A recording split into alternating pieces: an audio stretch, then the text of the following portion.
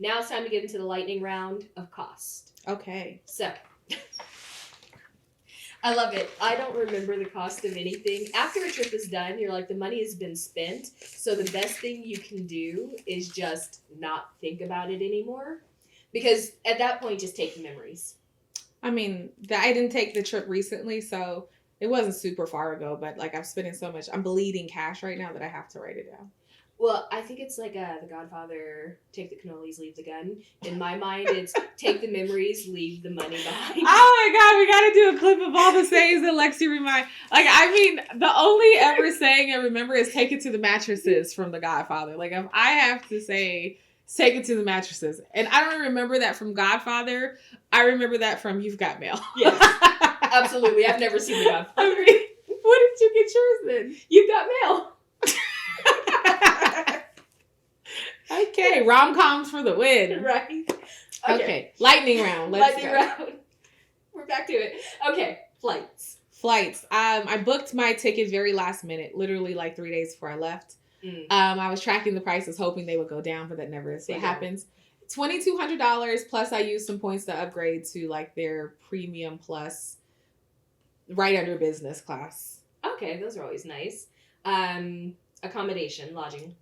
The Airbnb total was $1,893, but my half of that would have been $946. Oh, that's not bad. Oh, it was such a good price. That's a good deal. So we had a nicer one that was cheaper. She canceled. I think very similar to yours. Oh, yeah. But she actually canceled. But it was actually really boho luxury chic.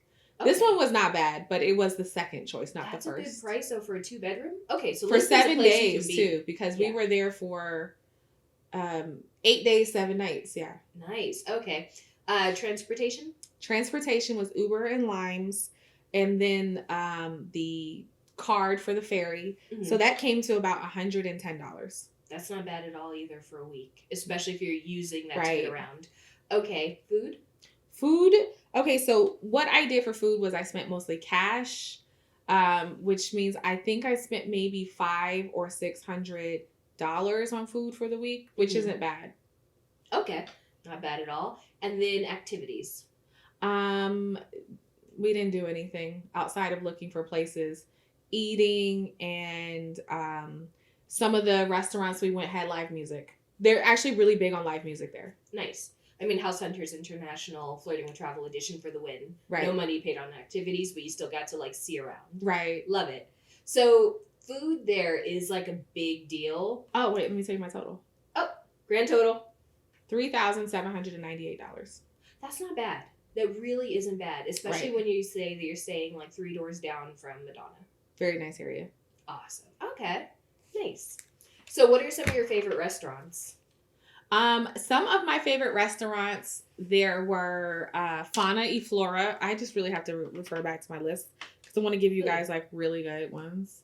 So I did Fauna and Flora for breakfast. They have a really cool brunch. There's always lines. You cannot reserve it beforehand. So you just show up and put yourself on the list.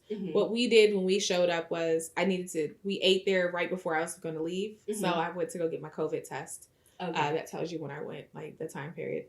Brooklyn Lisboa Cafe, super amazing. It is Black owned. Nice. The food was great. We did brunch. They have bottomless mimosas, which are really nice. You know, those are always loved. Yes. We love those. And the owner was there. He works there with his wife. And his daughter was our server. She was really cool. And the vibe is really like very Brooklyn. It kicks back. It has pictures all over the walls. So yeah, I have pictures on our Instagram if you'd like to see that. Really, really dope space. Coyo Tacos in Principe Real. It was authentic. Okay. Very good. And they had some cool drinks, like some margaritas that were delicious. And then let's see, for like a couple of the other Black owned spots, because I did do a Black in Lisbon tour. I did that. I love it. But also I tried to go. So we went to the Social Bee, which is a bar. Amazing drinks. Like the mixologist there is so good. He doesn't give you a menu. He comes to you and says, what is it that you like to drink? tell me your flavor profile. Oh. And then from that, he goes back, makes a drink, and brings it to you. So that's a short list of places I would want to go. But that tells you that it's not meant for someone who just started drinking. Because what if you don't know what you like? I mean, like, he was very specific. So they were really good drinks. I also met the owner there. He was there that day. Oh, awesome. We did get there when the kitchen closed, so I didn't get to eat. But the food, I hear, is decent there. So is Lisbon a place of, like... Obviously, none of those seem to be chains if you're meeting the owner. Is it a place with, like, small business? I don't think they have a chain there. Yeah, it's all small businesses. And, like, my list of Ruel referred a lot of this stuff to me because he had just went and explored for, like, 40 days. So, yeah, you're right. Because the next one, what's it called? Tabernacle. We went, what? Not Tabernacle? Tabernacle. Okay. I was like church? Yeah, Tabernacle, but it actually wasn't a church. He was Black owned. He's from Cape Verde, and he was there. I met him as well. He has a cool little winery in the back. It's like a little cave. There was live music. The lady, she had a gorgeous voice, and the food was great. I had this goat and rice dish that was really good. The drinks were strong. I'm not gonna say they were a mixologist, but the drinks were strong.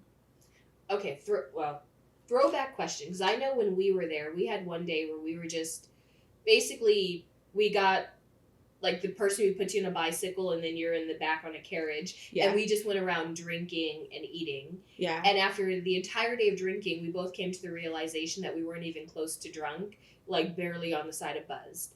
Do you feel like on this trip, the alcohol content was as low as it was when we first went? No, I know I was buzzed on this trip. So I think, where were we at? I don't know. Like, the mojito place that was at the square was not there anymore. Obviously, it's like 5 years apart. But I looked for it. It wasn't there. We scooted past it. I just want you to know we were on scooters doing our thing. I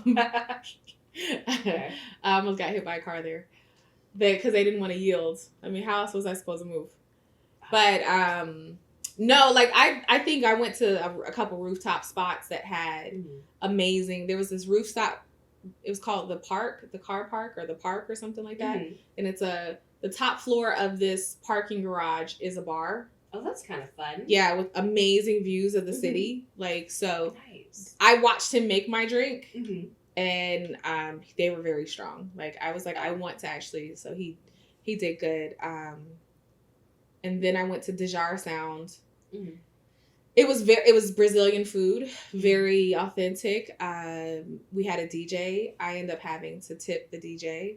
It was included in your bill, and I was just like, I don't want to give him €10, but they made everybody give him that. I mean, they don't get paid. They only get paid in the gratuity. It's based on the kindness of strangers. Yeah, I actually didn't drink that day either because I was just like, I didn't want to drink.